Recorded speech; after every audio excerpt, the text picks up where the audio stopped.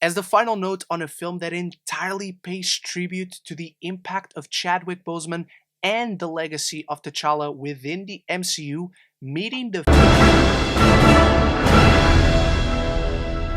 Welcome back, MCU fans. It is time for another mid-credit scene breakdown as Black Panther Wakanda Forever, the last film of Phase 4, is finally in theaters for everyone to see, keeping up the MCU tradition of leaving us with a mid-credit scene that opens the floor for discussion. It is not the most massive or universe-changing scene, but it is one that speaks on an intimate and personal character-driven level, raising intriguing questions for the future of the Black Panther franchise and raising interesting connective tissue between the original film and this one in the context of the wider MCU. So before we dive into the breakdown and explain spoiler section of this video, I'm going to need your thoughts in the comments below about this scene. Do you like the questions it raises? Do you like the implications going forward in this franchise? Do you like that this is supposedly the direction of the Black Panther franchise? Anything and everything down there.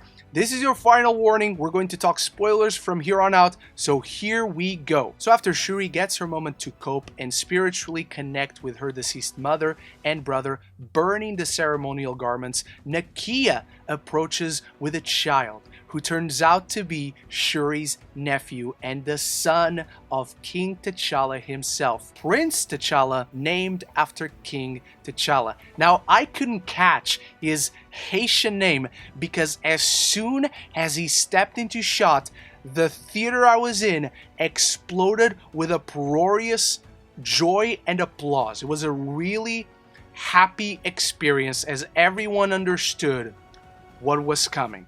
I had a huge smile on my face, and the kid is really cute. And Nakia explains that it was T'Challa's decision to raise him in Haiti away from the pressures of the throne. So he knew about the child, Queen Ramonda knew about the child, and she alludes to that early in the film when she tells Shuri there's something she needs to know. And this, to me, speaks to the fact that the Black Panther mantle is going to be once more passed down in the next movie, and we get once more a thematic connection to the entirety of Phase 4 about the cycle of life and death and passing down the mantle, leaving the best of us behind to the next generation.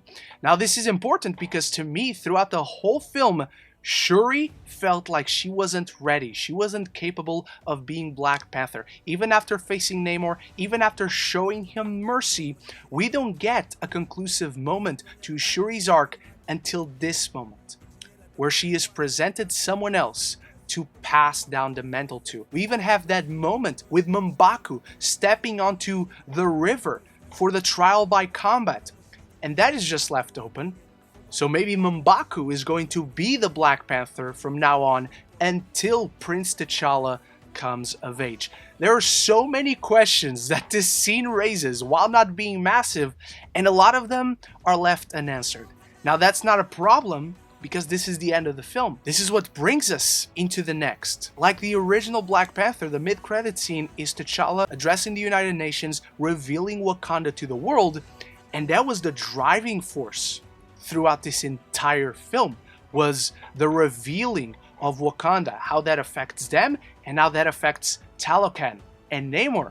How is this, the presence of a prince who was kept secret through the majority of his early years, going to affect Wakanda and the balance of power going forward? And I think that is so interesting for a lot of reasons that I will be diving into in my spoiler review for Black Panther Wakanda Forever tomorrow, but mainly because Shuri's confrontation with Killmonger narratively speaks to the fact that she isn't fit or right to take up the mantle of Black Panther, and to be a hero, she doesn't need to be. Shuri excels in the lab as a scientist, creating medicine, creating technology, having Wakanda advance technologically speaking by creating new sources of heart-shaped herbs.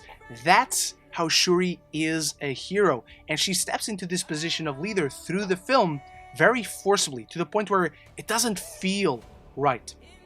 And I don't feel the film accomplished her journey very well, if that was actually the goal. So the fact that we bring in the prince, the fact that Nakia was raising him in secret, and that's why she plays such a minimal on-screen role in this film, that to me brings it all together. That to me gives Shuri an out for this position that, even narratively speaking, she was forced into it. She is not a warrior. She never desired to be the Black Panther. She was forced into taking up the mantle because no one else would. So now by the end of the film, it's alluded that M'Baku steps into assuming the mantle of Black Panther by order of Shuri, that she knows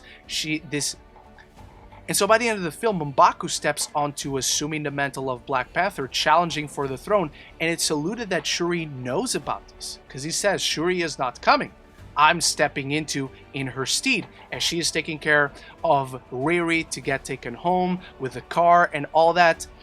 And then she is connecting spiritually to her ancestors. She is meeting the person she needs to guide to become the leader and the protector that her father was. That's how these dots connect. Even the issues I had through the narrative of the film, if this is the direction they follow through, and this is, again, another instance of a young Avenger coming into a position of power, of inheriting something from a former hero. And I don't really want to see young Avengers. I just want these kids to be part of the Avengers. But I don't know, man. We keep seeing younger and younger kids coming in. So maybe we will see a young Avengers team being led by Prince T'Challa. I just think this mid-credit scene is so beautiful, and it speaks so much to the mourning process that is the entire story of Black Panther Wakanda Forever. And he represents the entire future of Wakanda. And I think that's beautiful. It's really exciting to see what will come of it. How much is he going to grow? Because he doesn't look like a 6-year-old kid. And between Black Panther and Infinity War must have been when Nakia and T'Challa had this child, because Nakia talks to Okoye about disappearing after T'Challa was dusted during Infinity War. So he must have been here before that. So at most he is 6 years old, 7 years old, let's say. He looks 10 years old. Like, I'm not a father, so you guys let me know, what do you think about this? How old is this child? Does the timeline and all that make sense? Drop it all down there as I dive into my final thoughts on Black Panther Wakanda Forever. I cannot wait to start the discussion with you guys down there with all your thoughts on Prince T'Challa, Shuri taking up the mantle, M'Baku maybe taking up the mantle. Maybe there will be 2 Black Panthers.